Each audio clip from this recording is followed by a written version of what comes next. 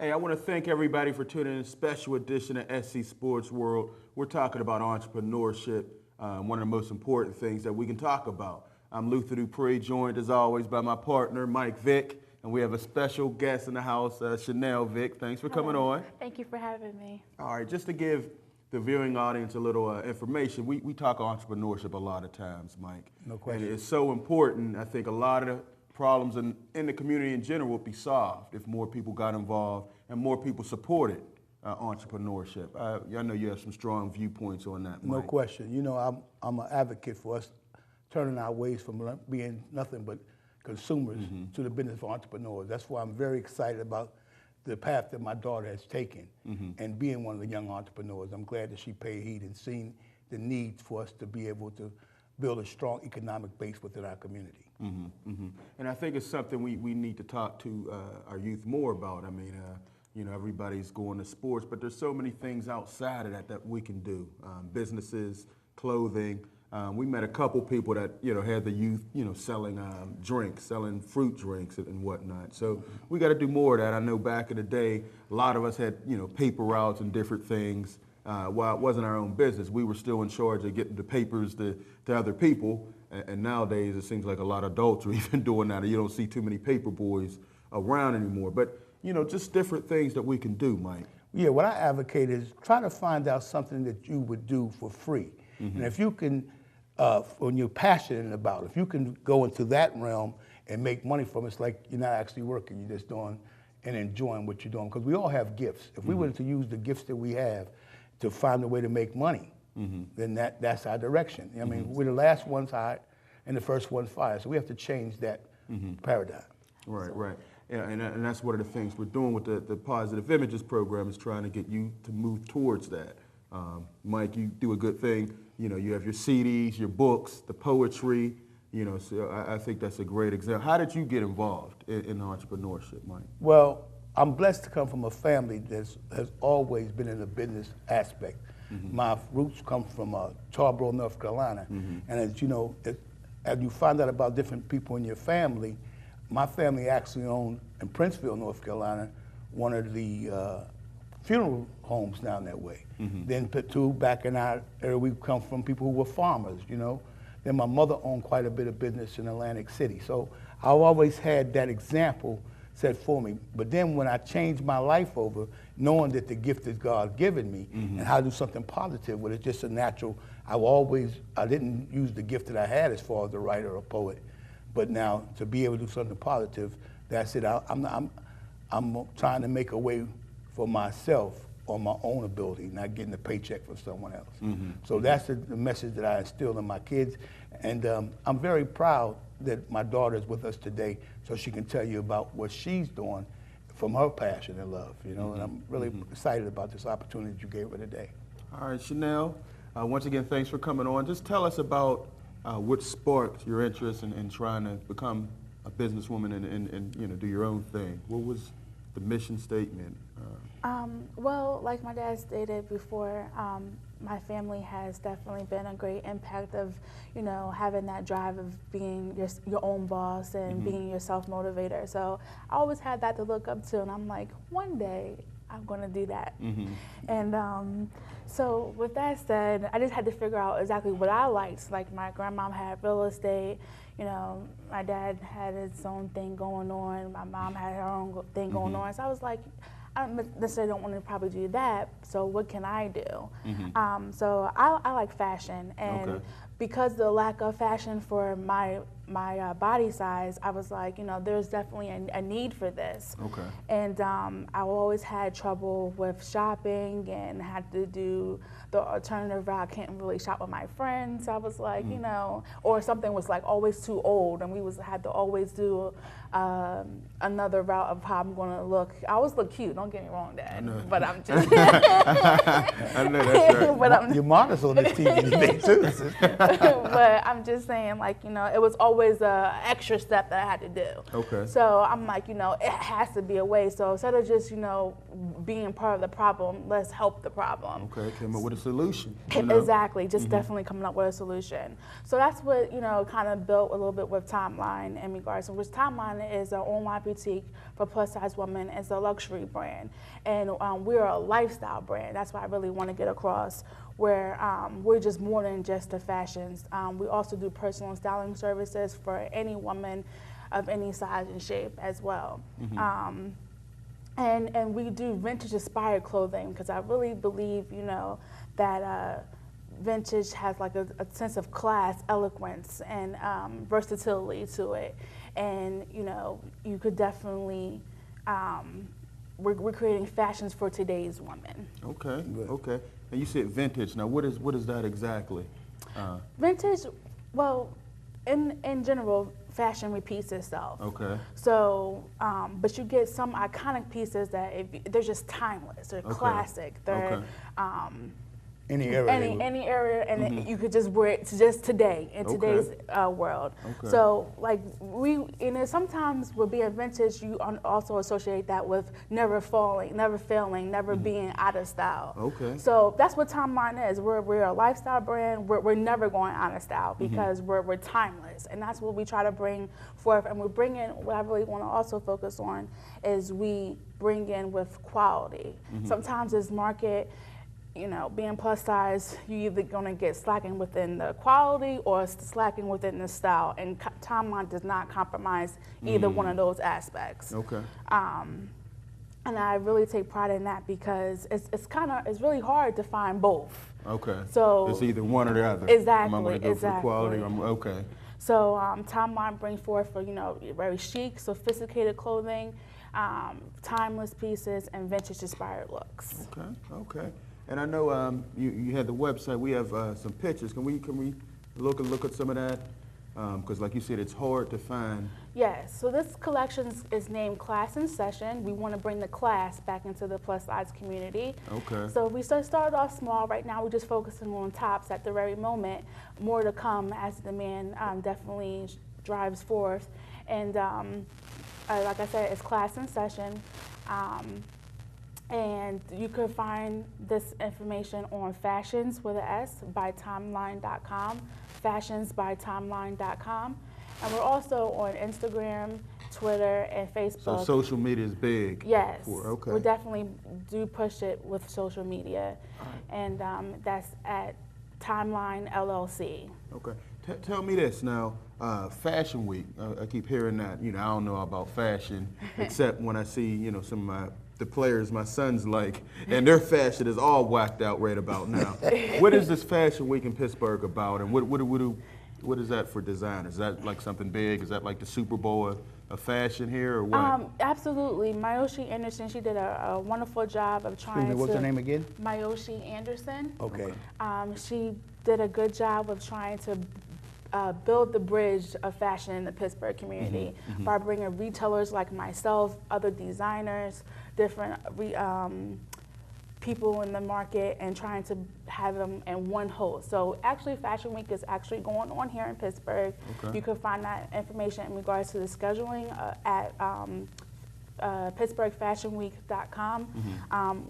Actually, Timeline will be in the building at the Highmark Stadium. We'll be vending there, so you will definitely see those clothing posted up at the Highmark Stadium on the 26th of this month. Okay.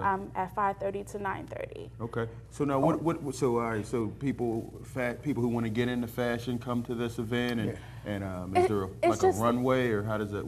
It's different events that definitely happen. I know she's going to do something in Macy's. She's really ties up things with that. In regards to like exposing different people at the Art Institute. She usually try to get the students very much involved in this, because... What's it, like a fashion show or runway? It's a whole bunch of different events. Okay. It's a whole... Fashion orientated. Exactly. All right. As far as the fashion in Pittsburgh, has it been hard to get into that market? Is it like, you know, a lot of Pittsburgh's kind of cliquish? You know, if you're not in this clique, you got to find this person to get in. Is that the same way it is in fashion? I would imagine so. Yes, because everybody wants to, like, you know, protect their own and try to Okay. get their own thing out there. So if you're not popping and doing what they are used to, you might be a little different or exchange is like, who is this person? So it's kind of hard to get in it at first, but once you try to, you know, I say network and go to the events like Fashion Week and whatever is out there, just try to be involved so your name could be ringing around in the community. I'm the new girl on the block, so I have to make my mark. Okay. Was there any way, by being so cliquish and clannish, is that any way what inspired you to have your own line? Well, in general, I had to make my own line in regards to, because me being a plus size woman, it's already an outcast. Okay. Well, you know, the thing that I like to say that I've noticed about your the material that you have shown me, what I like about it is, first of all, it's very unique clothing. It's something that a man won't see every woman with, and it's quality clothing. And it's not seasonal where when you buy this type of item that 2 years from now you need that clothing is going to last for 6 or 7 years. I think that's one of the best selling points about the stuff that I've noticed that you have. Plus, you went to college for that. And as your father, I was very, you know, I know that you got good grades and things like that. But to tell you the truth, and I'm glad to say it on public TV, I had no idea of the great ability that you ascertained in the fashion ability till I seen the quality of clothing that you have. See, being the fact that you are on the internet, a person really can't tell the quality of clothes that you got. But I'm here to tell them, people know I'm the truth. I'm going to tell the truth. Not because you're my daughter, but the simple fact that your clothes, when they get a chance to see the quality of your clothes, the workmanship of your clothes, and the main thing of the woman, she wants to stand out like the queen she is. She don't want everybody wearing her attire. So you have those type of things. You have a few items there as far as the blouses, but in due time, like you said, you want to expand to dresses and things like that. And you're gonna be successful because I'm really proud of your work ethic. One of the things that I want you to expound on, this is your first business. Tell those coming behind you, what are some of the procedures you gotta do to set up a business? Because a lot of, like, you know, I've gotten better at what I do by watching what you're doing. I know in the middle of the night, you're up in the night, you're on that computer, and you're talking to your distributors and things of that nature. Then you got an LLC. Explain to those who might want to start a business on what the process was like. Thank you. I just want to piggyback a little bit on what you said in regards to the quality of the clothing and just giving me those great accolades. I appreciate that. Okay. First, going on, I also do other vending opportunities because I do understand that being online is a little bit harder to appreciate the attire. So I really try to do different vending opportunities so people could actually see it, feel it, touch it, and get that exposure and that experience. Yes. Right. And then with the process, first, I would say you have to do your research. And before even going that far, you have to have passion for it. Because like my dad said, I'm up all the time, definitely trying to do what I have and try to make it better. It's not an overnight dream. This is something that's definitely has been taking a lot of time, a lot of effort, a lot of tears, a lot of money, and but you also have to understand, you know, have a plan, stick with the plan, and work the plan. Right. And ask for help. Like, you know, I have different people who I try to talk to. Mr. Eric Gaines of One Fashion Place magazine, J. Lee Lemon of Refined Culture, just to try to get some input and try to pick their brains to see what they could do to try to help one another, because they're also in the fashion industry as well. And then my dad's a great supporter. I'm just trying to, you know, keep me striving to do better than what I already have accomplished. Also trying to say, well, Chanel, you've done this, you know, did that work for you? Then just try something different. It's just also about trial and error. You never know what you are going to do if you don't try. Yeah, you got to take that first step. Exactly. And go out there. Okay. I want to ask you one question. As having your own business, how does that deal make you feel in your spirit, knowing how far have you came, even though it has been a process and it's taken time, but do you see the growth that you've made in general? Absolutely. When I say that everything in my head, and I have a little crazy mind too, like I get really excited about different things. And then when I see something that, like for instance, my logo, I had one of my girls, her name was Michelle, and she was like, well, what do you want? You keep on saying that you want something, you know, victorious and feeling empowered, but like you're not really giving me a lot of input exactly what you want. But when I see things come to life and I see, you know, people actually getting what I'm saying, and like it was from my mind to a piece of paper and to reality, that blows my mind away, because it's like, you know, I am doing something that I love and it's coming to reality, and I'm pushing, because no one has this dream that I have, but people are making my dream become a reality, and I'm so forever thankful for that. Okay. Hey, Chanel, also now, Pittsburgh, as far as the fashion scene, is it, I know it's not New York or one of the top ones. No. Where is it? And you know, is it, I guess there's room for expansion, but is it? It's you know, developing. Okay. And So you're getting key in at the people- ground floor pretty absolutely. much? I'm a part of this group called FGI, Fashion Group International, of the Pittsburgh chapter. And I really try to, and that group is like a group of fashion professionals, and we kind of like expand on different things in regards to events, different topics, what's going on here in Pittsburgh, and how can we make Pittsburgh a better platform for the fashion community. And they're doing things such as Fashion Week. We just had something in, August, and for Pittsburgh Style Week, we worked very closely with Wager Taylor. So there's a lot going on in Pittsburgh. It's just, you have to figure out who's doing what and trying to figure out how can you help them to help yourself. I'd just like to expound on the fact, like I said, that your clothing is something that they won't often see here in Pittsburgh, because you do get your fashions from your stylist up in New York. I work with a lot of different, I'm a retailer, so I work with a lot of different independent designers, vendors, and they come from across the country, such as New York, California, and things of that nature.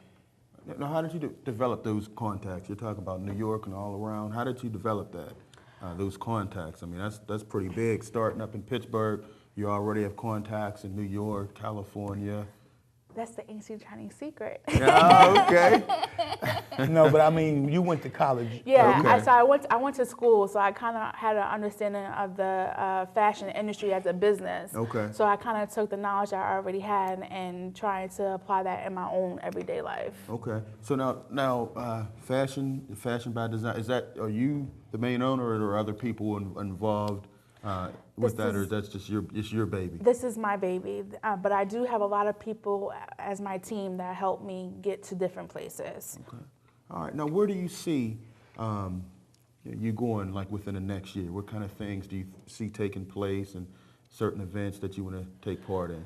Within the next year, I would like to see Timeline doing their own creations, their own designs. I would also like Timeline to definitely expand on the aspect of our own personal styling services. Again, that is offered to any woman of any size, or any shape. And I will also like for us to continue doing the vending process, because I do like the platform of being online. It has a lot of convenience and a lot of different types of benefits to it, because I could definitely, like, it was just at Full Figure Fashion Week in New York, and I was there, and I was in Massachusetts, I was in South Carolina, so being online is like a 24/7 outlook for the customers could definitely just explore the line. All right. Well, I want to say one thing as far as we're talking about getting our youth to want to be to the point of entrepreneurs. One thing, and they're very savvy for the internet, things of that nature. Being the fact we want to have get the aspect of business, the internet is a great opportunity, because now these days you don't have to have a particular building where you have to pay taxes on a building or things of that nature. You can put yourself online, show your material, and as soon as, that'll be no problem after people get a chance to know you and know the quality of work that you do. So there's pros and cons of in that industry about being online. But one of the great things is the overhead starting a business. You got to think about the overhead is much less because you're online. You don't have to have a building. But I wanted you to go back when I mentioned, so we can tell the youth about the process of being an having an LLC in business, and having your trademark or things of that nature. Because when you want to go in business, you want to do things in the proper way. And I want to commend you because, like I said, I listen to you, and I see you on the phone networking and finding the right things, calling people about taxes and things of that nature. If we're going to do this and teach our kids to have a business, we got to start them in a business in the correct way. Right. So, what are some of the things that you didn't know or you learned when you first set up your business? Well, first getting in contact with a business lawyer as well as an accountant, because those are your first two key people when things are in trouble. Or you need to get things set up, such as the LLC, or a lot of different things you could find on the internet. With the IRS, you could kind of do a lot of things yourself, such as your tax ID number, such as your LLC. You can do those paperwork yourself. You don't necessarily have to get a corporation to kind of do those things for you. And just Google became my best friend in regards to trying to figure out what are the necessary steps. Like I first got my LLC, then my tax ID number, and then putting that into the business plan, then working the business plan, trying to find some additional funding, then coming up with the concept with the web design, then getting the clothing. So it's a lot of steps that are necessary and you don't want to skip because you're going to have to eventually do that anyway. Okay. And you're going to waste time. You want to use your maximum time as possible to do the things correctly. Okay. Hey, Chanel, as we get ready to wrap up, I mean, this is very educational for the viewers, but give somebody who's standing on the fence, maybe, someone who's out of high school or just out of college, they're trying to find something. The job market isn't what it once was. Sure. And they want to try to find out, they're worried about starting their own business. What kind of encouragement can you give them? If you believe it, you could definitely achieve it. Keep on asking questions. I ask a lot of questions. Do your research. Say, hey, how did this happen? So can I do A, B, and C and see if this works? Try it. You just have to, I don't know all the answers. I just pray every day and ask God to please give me the direction that you want me to go, because I really, this is His doing. This is definitely not my doing. But just ask questions. Internships. I'm also looking for interns. So if, be in the role that you wanted to accomplish. Volunteer. What else? Like just be in the scene that you are really trying to be into. Is there what phone number or email address if somebody does, like you said, you want somebody to help you, an intern? Sure. You could definitely email me at Chanel, CHANELL, @fashionsbytimeline.com. I'm definitely looking for photographers, models, assistants, bloggers, makeup artists. So please hit me up. Again, that's at Chanel @fashionsbytimeline.com. Let's make everybody's dream come true. Okay. Yeah. Okay.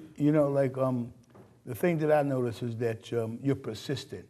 You recognize this is a process, and you have to crawl before you walk. That's why you specialize in blouses at this particular point. But like Luther said, I think one of the things that you should let them know is that it's a process. And be ready to work hard. Yes. And don't let anything deter you from your dream. Absolutely. Let no one else tell you what can't be successful, because your journey is no one else's journey. So I admire you, and I really appreciate. You don't know how much I've grown just watching you grow. Oh, Dad. Oh, that's real good. As we close up, I just want to say, I think that it's great that you're doing this for, like you said, the plus size women, because I think, like you said, it's an untapped market right Absolutely. now.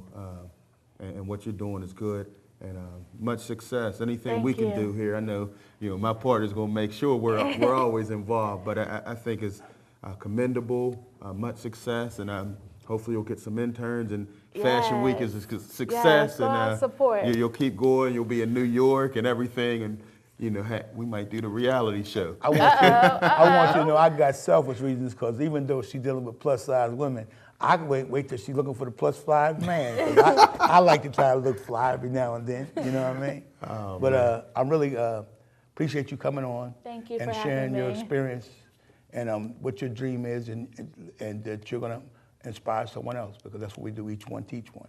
Okay. Hey, we look forward to having some models and doing some things. So that's great. Once again, I'm Luther Dupree, Mike Vick, and Chanel Vick. Thank you all so much for tuning in, and make sure live your dreams. As Chanel said, say it again. If you could. If you could believe it, you could definitely achieve it. There you go. Can't end it on any better note than that. Thanks for tuning in. Check us out, scsportsworld.com. We'll catch you next time. Peace, Pittsburgh.